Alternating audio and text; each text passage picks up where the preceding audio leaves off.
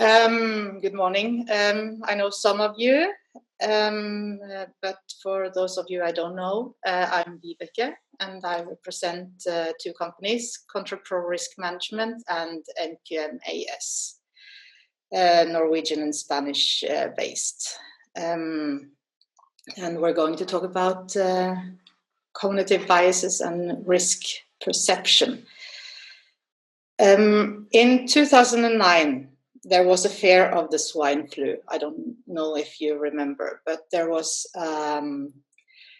made some decisions to mass vaccinate, at least in Scandinavia, because there was a fear of a massive epidemic of unknown consequences.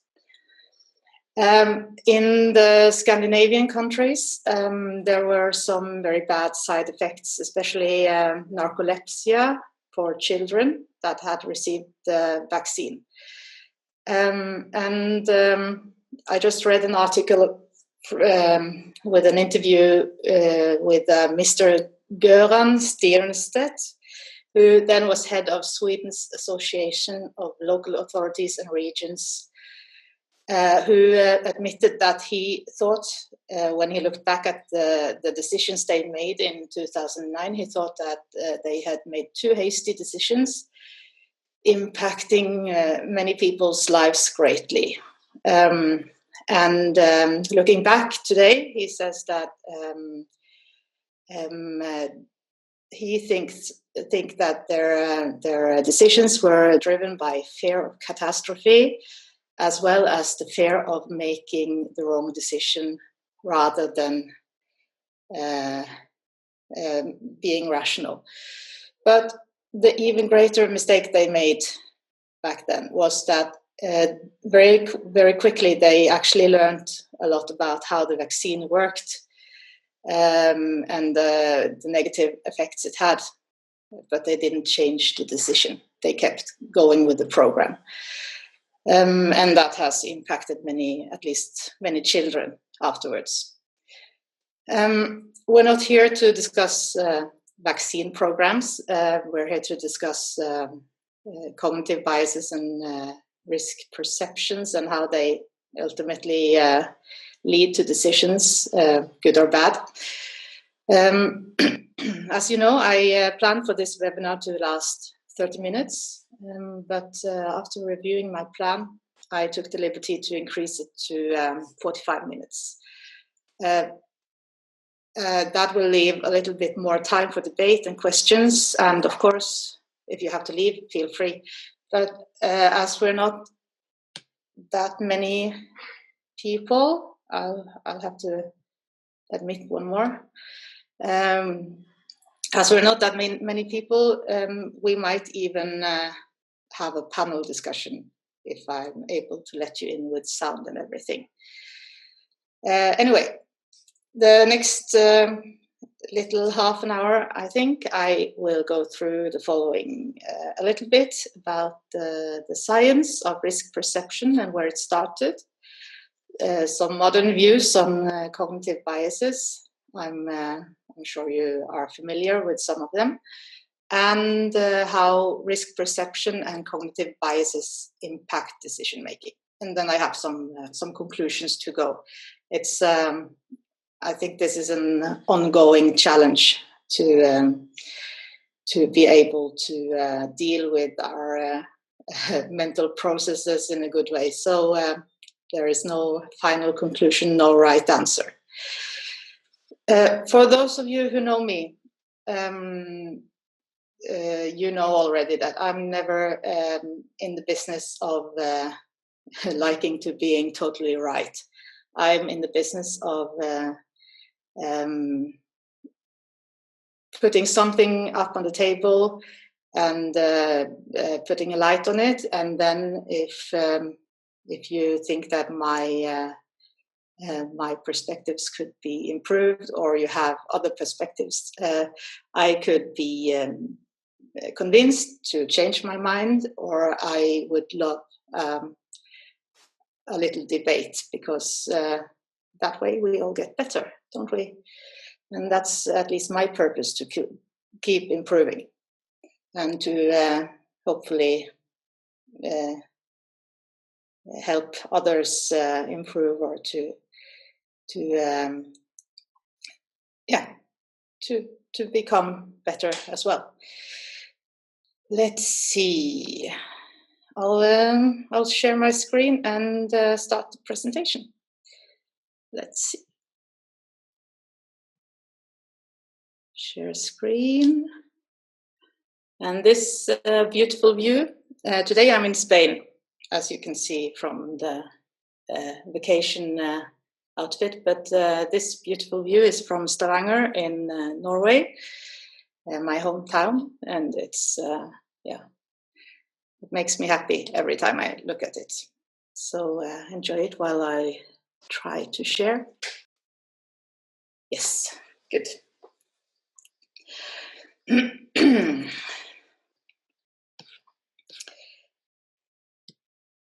So I chose an ostrich as the first picture because we all know about the ostrich effect. We're gonna. I'm not going to throw out a lot of names on different cognitive biases. I'm going to talk about the background, and to be honest, my mental condition doesn't allow me to remember all these names, and the names of the cognitive biases is not the most important. It's the functioning and how they impact us that is important. But the ostrich effect is one of the more known. We tend to listen to what we like and ignore what we don't like. And just so you know, I am trying to record this, and I will also send you a link to the recording and send you this presentation afterwards. So you have it, and I'll be open for a mail communication and other things afterwards as well. So what are cognitive biases? I would say that they are cognitive reactions or assumptions that we make based on how we're made up psychologically, our cultural background, and also what's in our focus right now. People tend to say they like one thing better than the other, and the next day they say the opposite. So it depends on the focus we have. Let's see if I can, yes. So Daniel Kahneman's book, Thinking Fast and Slow, I guess this is a reference for many of you. It's a modern reference on cognitive biases and our psychological limitations, our mental limitations. It's based on the work that Kahneman did with Tversky, who died in 1996, and Kahneman himself received a Nobel Prize in economics in 2002 for this, based on this work. Very quickly, the thinking fast and slow concept is a division in two systems. System one is the thinking fast system. It's the system for automated mental activities of perception and memory. We have smart heuristics, I'll come back to that, intuition, the quick decisions we make, the automation. And generally, system one is very good at what it does.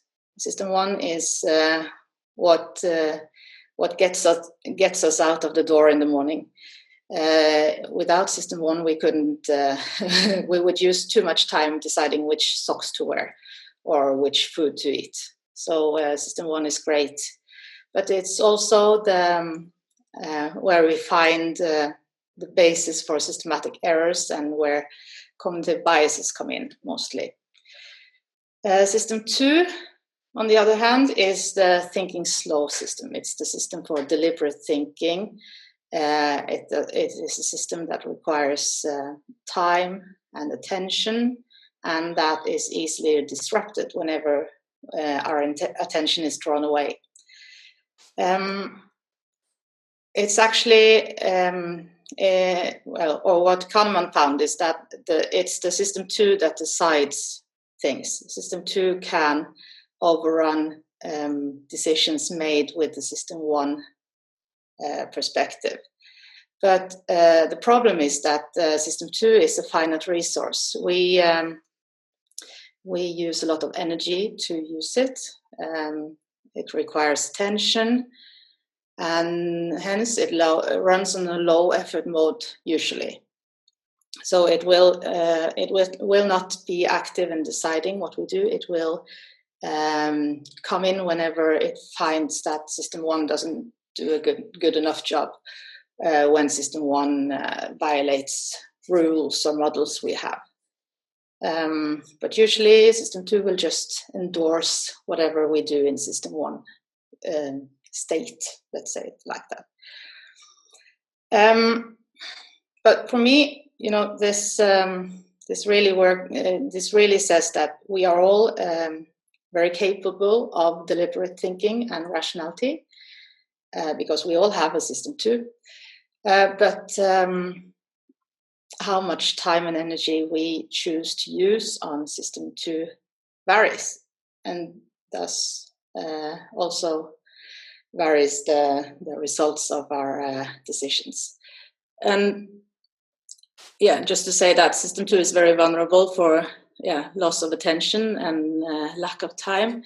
Also, system 2 is vulnerable to sexual desires, hunger. So any basal instinct will kind of stop system 2 from working, and then we have to use energy to bring it back.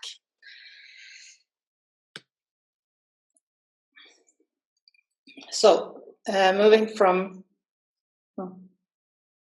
thinking fast and slow and back to cognitive biases. It is important to point out that cognitive biases are not necessarily only corruption of thought by emotion, or sexual arousal or such things. It's cognitive biases are systematic errors in how normal people think, and they can be traced back to our machinery of cognition. I also think that they can be traced back to the machinery of our society. Society can dictate what is important. If it's important to be fast working, the society chooses that we rather be quick and use our system 1 than to be rational. I'll show you Mr. Steve, an American guy. He is very shy. He's a withdrawn man. He's always helpful, but he has little interest in people, and he has not very much interest in the world of reality. He is a tidy soul. He never fusses about himself, and he has a need for order and structure and a passion for detail. So, is Steve more likely to be a librarian or a farmer? This is actually an example from Daniel Kahneman's book. And he finds that most people's first thought will be that he's a librarian. But by assuming that, they don't consider the fact that there are, I think, more than 20 farmers for each male librarian. 20 male farmers for each male librarian in the USA. So statistically, it's far more likely that Steve is a farmer than a librarian. But because he resembles a librarian, he's an archetype of, a nerd or a reader, or more people will place him in the category of librarians than in the category of farmers. I guess he would have needed a hat and some boots, at least some dirt, to be a farmer. So this is a typical example of how we just use the system of resemblance. We see similarities, and we draw conclusions from it. Other examples of cognitive biases, there are, I think, something like more than 200, I think. They say 200 cognitive biases, so I've just taken some examples. It's the availability heuristics. We use the information we have available instead of finding out what is outside of our information sphere, outside of our sight. In my company, we popularly call this looking for the car keys where the light is and not where we actually lost them. So, we look at what we have available and not what is rational to look at. Affect heuristics is judgments made based on feelings, likings and dislikings, and not a lot of reasoning. A classic example would be, I was robbed by a black person. The experience was scary, and now I think all black people are evil and scary. It's a very short-sighted conclusion, but it's something that we do with our system 1 at times. Intuitive heuristics is more doing the practice of replacing one difficult answer with an easier one, or one difficult or complex situation, we simplify it. And I've also added groupthink. Groupthink is not a cognitive bias in itself, but it's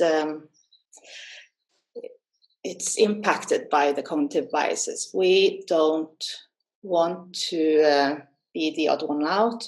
We think that our peers have more information and they act based on that information, so we copy their actions because we consider them to be more informed or more, to draw more valid conclusions. And this impacts decision making in very many meeting rooms, I think. Let's see if I can. No, I have to do it like this. But there's also the concept of expert intuition, which is really interesting because an expert has extensive experience from an area, and thus he can recognize patterns in a situation. He can pick up on the correct cues, and he can likely come up with the correct solution to a problem. And that's actually real experts draw quicker conclusions and more correct conclusions within their area of expertise than other people do. So for an expert, it's actually, I would say we should allow for experts to draw quick conclusions within their areas of expertise, because they might actually be able to do it.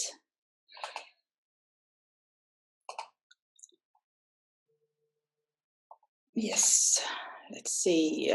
So many of you may also know about Gert Gigerenzer. He's a German psychologist. He's been, when I was made aware of Gert Gigerenzer, he was kind of presented as the opposite of Kahneman, like the one that was debating all Kahneman's conclusions. I don't know if that's really correct, but Kahneman has or the book Thinking Fast and Slow has kind of drawn us to say that rationality in System 2 thinking is far better than System 1 thinking, and there's a balance here, and I think Gert Gigerenzer has some good points on that note. Because he says that, or asks, is rationality the only solution? And he advocates the usefulness of intuition and so-called smart heuristics, which really are just simple rules. If you go online and find videos of Gigerenzer's talks, he often uses the example that a person catching a ball does not make a mathematical equation before he catches the ball. He does it based on quick decisions along the way, and he has some. He couldn't explain why he catches the ball or why he doesn't catch the ball afterwards, but he has some tools to do it anyway.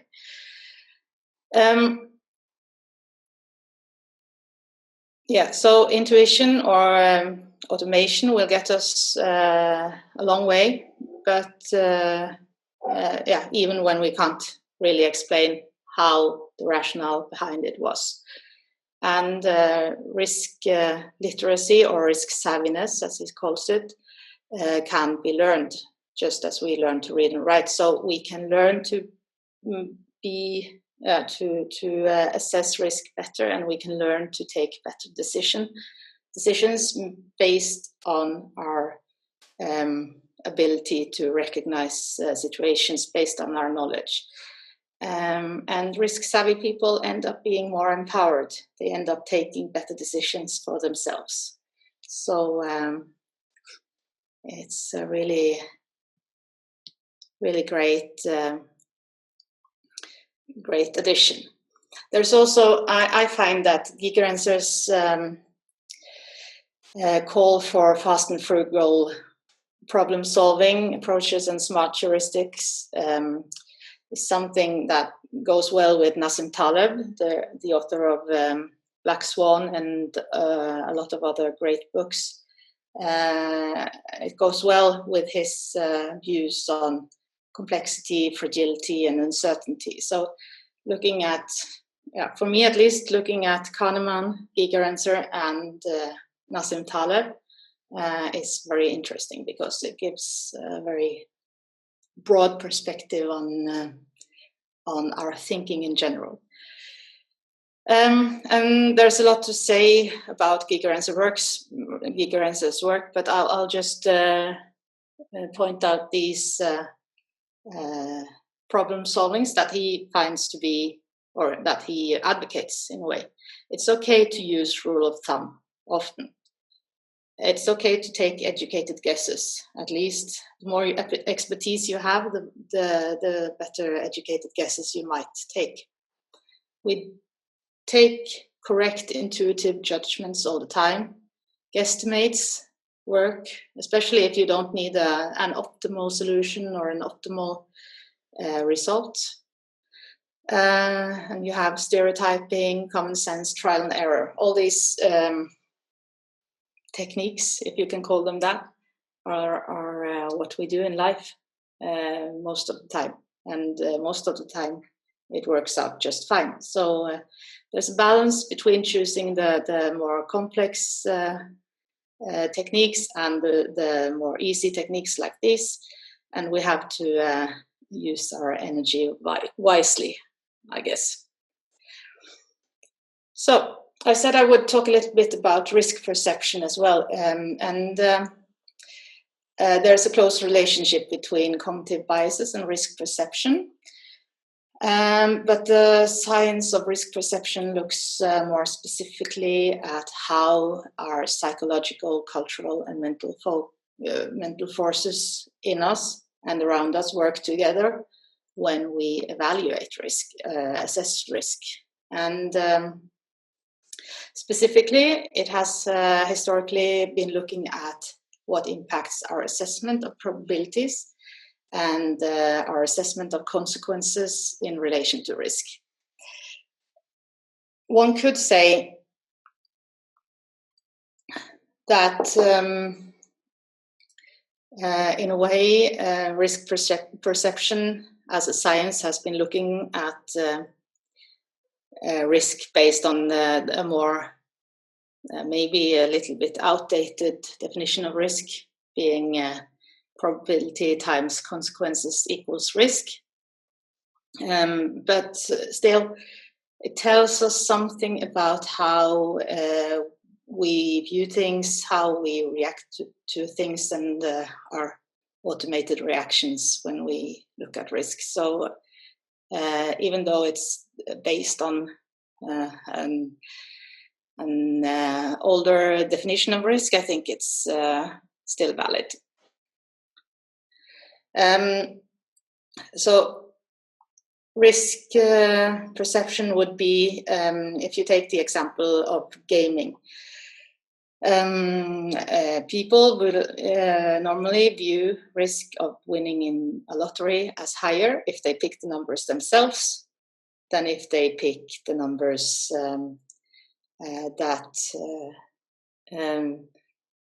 some numbers that they are given. But this is the illusion of control, isn't it? They believe they are more in control because they actually pick their numbers themselves. And even, I don't gamble, maybe you do, but a more close to home example for me is driving. I feel more in control if I drive myself than if anyone else drives. So because I know my husband well, I've been married more than 20 years. I will trust him when we drive because all experience says that that's going to go okay. But driving with a friend that I never drove with before, then I want to drive myself because I feel more in control. And of course, I'm like everyone else. I view myself as a better driver than most people, and 75% of us do. So, and 75% of us can't be better than the average. So, yeah, there are some faults in our thinking there. The science of risk perception really started with Chauncey Starr's work. It's called the psychometric paradigm. And one of the most important assumptions in the psychometric approach is that risk is inherently subjective. It assumes that risk is defined by individuals who may be influenced by psychological, social, institutional, and cultural factors. And this article that I have an abstract of here, social benefit versus technological risk, is from 1969, as far as I can remember. So it goes back a while, almost 50 years. The shortest and most engaging definition I have found in relation to risk perception is this one from Slovich. It's from 1992. Risk does not exist out there, independent of our minds and cultures, waiting to be measured. So risk is based on the heads that assess it, or risk exists out there. It's something objective, but measuring it is impossible to do totally objective. There is something messing with it, and it's our minds. However, the more traditional definition would be that risk perception is the subjective assessment of the probability of a specified type of accident happening and how concerned we are with the consequences. Weinstein, who is the owner of this definition, also points out that less quantifiable elements like affect and emotion are elements in risk perception, as well as that which goes beyond the individual, such as social constructs and cultural constructs. So again, a very subjective matter impacted by the society we live in. So to be a little bit more concrete in risk perception, how we view risks. What we know and what we understand is important. But to understand statistics, you would need to understand numbers, and you would need to have a certain foundation in mathematics. And to understand probability and likelihood, for all of us that are interested in risk management, I would say that understanding probability and likelihood is important when assessing risk more objectively. And if you don't understand the limitations and possibilities in the statistical realm, your probability assessment will be a little bit clouded, less objective. The more you understand, the more you can kind of, you can extract the more weed from your garden of decisions, good decisions. Our risk perception also depends on the abilities we have. So we talked about expert intuitions, which are a fact. Our abilities will impact. So if you're looking at a hospital, you need to understand something about what goes on clinically. If you are a nurse or a doctor, you will understand more and then be better equipped to understand the processes that are going on and all the underlying things. But you will also be clouded by your cognitive bias towards your field of expertise. So it's complicated. And not to say at least, our personal traits and the culture we come from is of importance. So if you believe in equal rights and feminism, you will be more prone to see challenges related to those topics. If you're a minority and you feel constantly bullied from the normal people, you're more prone to see racism around you. And it's like pregnant ladies. They see pregnant ladies all over. So we see what we're focused on. Fischoff, Slovich, Lichtenstein, Reed, and Combs. They continued Chauncey Starr's work and found 9 dimensions that impact our perception of risk. To what degree a risk is, an activity is voluntary, affects how we perceive risk. The immediacy of a risk is the consequence. If the possible consequence would be death, is it instant or delayed? That impacts how we perceive risk. Is the risk known to the person that is exposed to the risk, or is it not? Is the potential of risk chronic, meaning that it kills people one at a time, or catastrophic, it kills many quickly? That impacts how we view risk. If it's a common or dreaded risk, common being people have people know this risk, they think calmly about it, they live with it.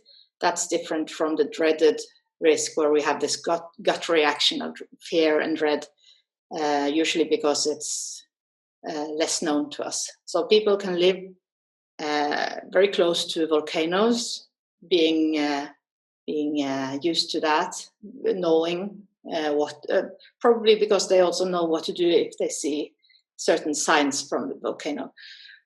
But people that never lived beside a volcano would probably not move to that area because they don't know how it would impact them if something happened. Also, if there is a likeliness or probability of severe or fatal consequences, that will impact how we perceive risk. If risk is known to science, is there a lot of science around this risk that will impact how we view it? We tend to trust scientists. The level of control we have to the exposure to the risk is important, and is the risk new? that's also important. And from these 9 categories, they chose 2 that are most important, or that impacts our risk perception most. It's the dreaded risks, the risks that we that gives us this instant fear or dread, and if the risk is new. So if there's something new happening, then a terror attack in a new area will impact how we perceive risk of terror in that area if we live there.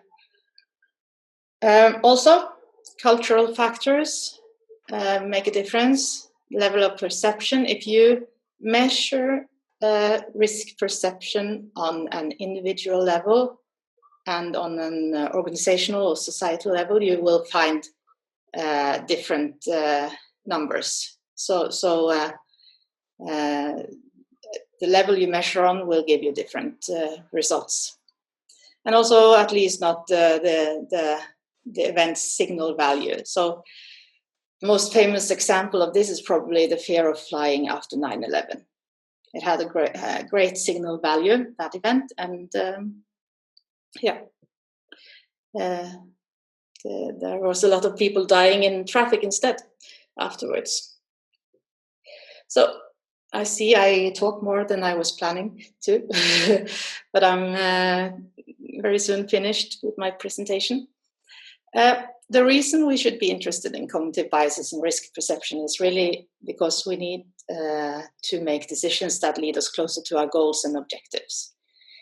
We don't want cognitive biases and bad risk perception to cloud our judgment, and we want to make sound and rational and strategically correct decisions.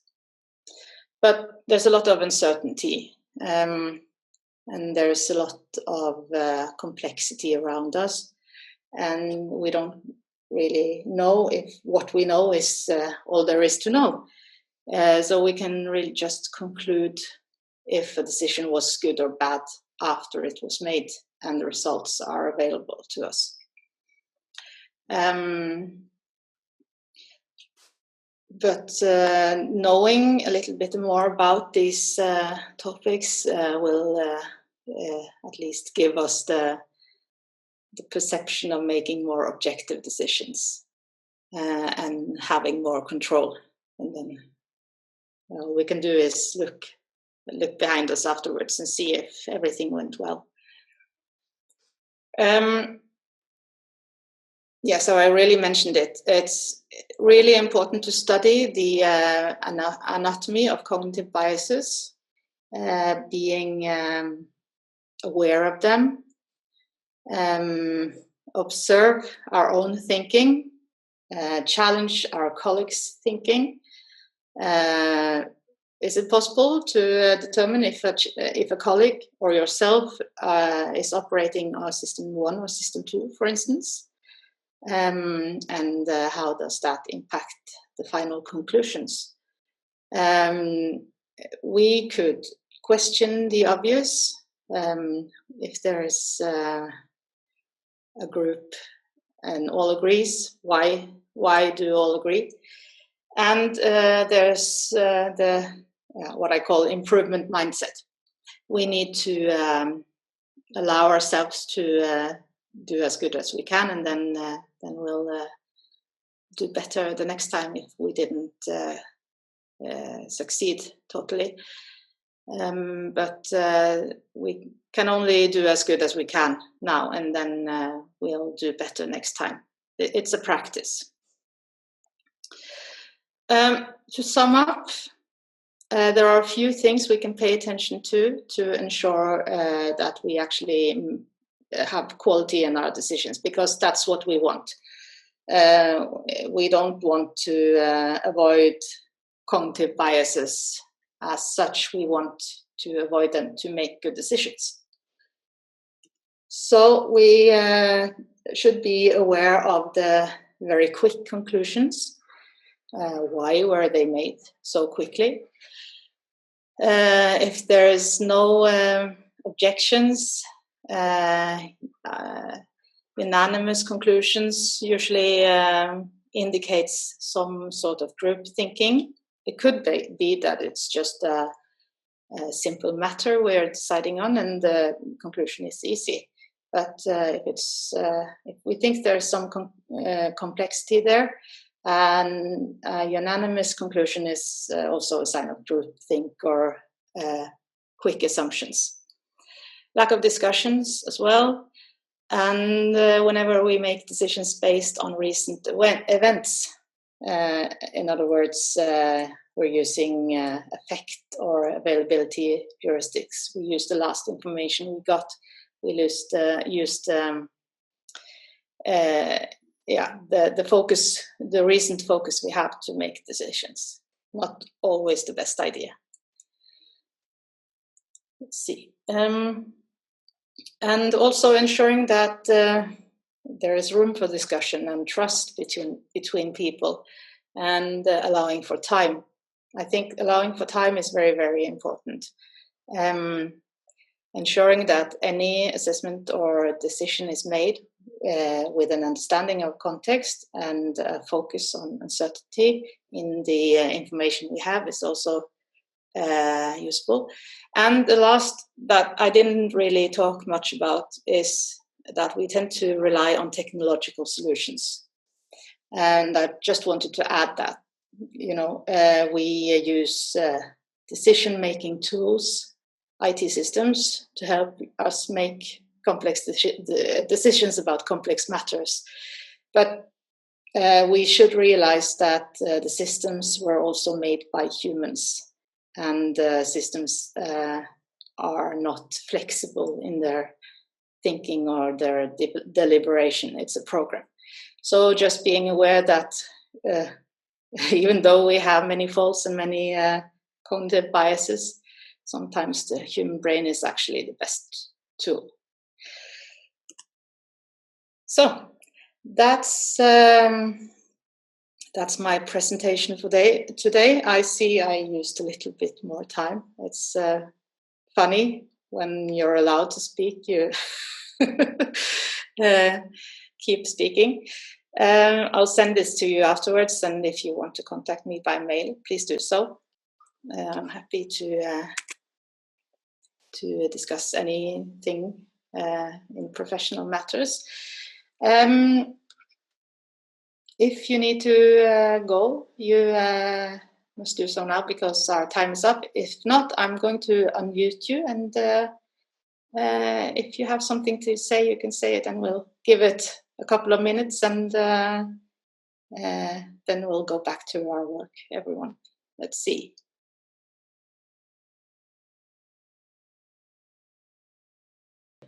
Try again, Carsten. Try again. Yeah. I want to thank you for doing this. Okay, thank you.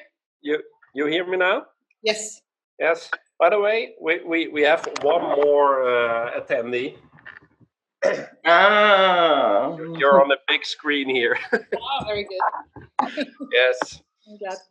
And you can be assured this was a small audience, but you will never get an audience disqualified again. No,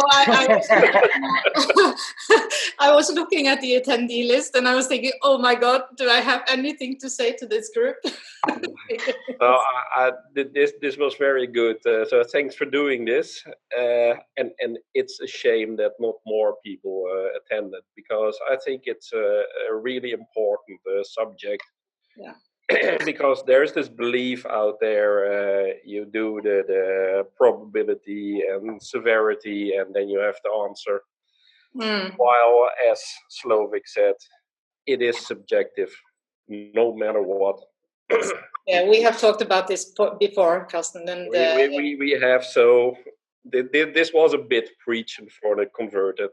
That's the best way to start now. Yeah.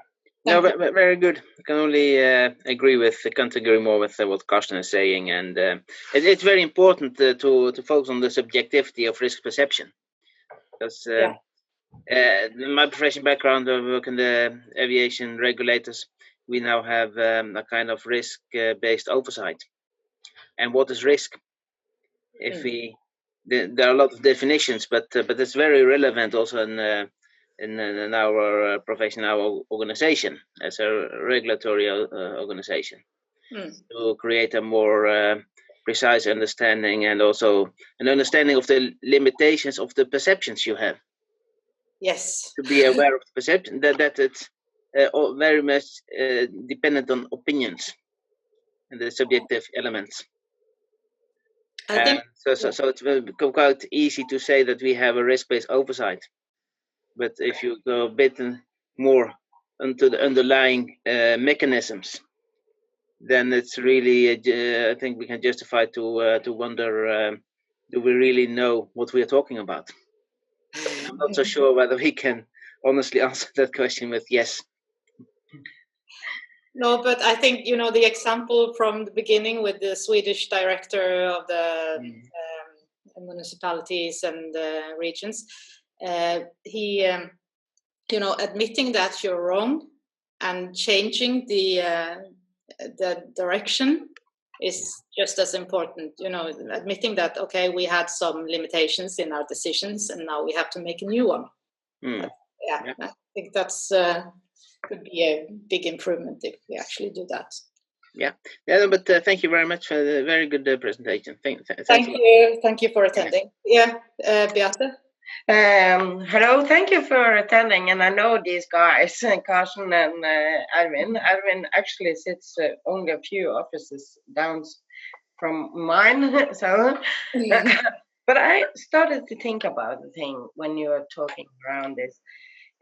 The rhetoric, they talk about like archetypes, like a dog, and you have different kinds of dogs that will, in my brain, a dog is that. In your brain, there's a different thing. In a kid's brain, is another thing. But everybody knows that the dog has 4 legs and it has a tail and it likes food. It's like an archetype. And I think a little bit risk perceptions are a kind of that. We have these archetypes of our understanding of the world, and we have these archetypes of things we do, like religion. The archetype from religion is, why are we here and where are we going? That's the big question. But I started to think about that and risk perception, and I think there's something in common or something. So that's a new thought I have in my brain, and I don't know where it comes from and if that's anything at all. But it would ponder around, and it comes from your presentation here. So sorry, it's just a thought. Yeah, it's interesting because when you say this, I'm thinking, okay, then if we all have different pictures of this archetype dog, we have to ask each other what you mean when you say dog. Yes. Yes, and then you have to describe more than it has 4 legs, but what you really mean. So it's making sure that you view the same view with the same. I think it's important when you do risk assessment, because then in risk assessment you actually are talking about how do you construct this and how do I construct this, and what to do to make the world better or the situation better. And that's what you actually do. You can't put a number on it and see is green or red or yellow. That doesn't give anything, because if you have one type of dog in your head and I have another type of dog in my head, and it's actually the third type of dog that's out there. So I don't know if this makes sense, but it give me something to think about. Yeah, very good. That's why I do this. I think you're onto something, Beate, because it is about this discussion the matrix or whatever you start with. It's just a start for a conversation or a discussion. It's not the answer. It's only the start. And one question I noted during the webinar was, is the goal really to make more or better objective decisions? I don't think so. It can help to make a better decision, but I think better decisions are made by discussing the various views of the world, and we as safety people, and then the people who do the real job and know the messy world and how things really go out there, and managers and the public, etc. Let them discuss and well, battle out, if you want, their various objectives. Slovik, I think you had the Slovik quote from his risk game paper. Yes. It's a fantastic paper about how to involve others, and he says you won't get an answer with 2 lines under it, but it's a process. Yes. Yeah, and what's interesting, also, I'm just thinking out loud now from what you're saying, Karsten, is you have a decision made in a meeting room, and like you say, then they do something out in the practice. You're in the police, so there's a complex, messy world out there as well, and the people executing the tasks are making decisions all the time after the decision was made in the meeting room. So where does it stop, really? Okay, I'll let you off the hook, and thank you again. And I hope to see you again sometime.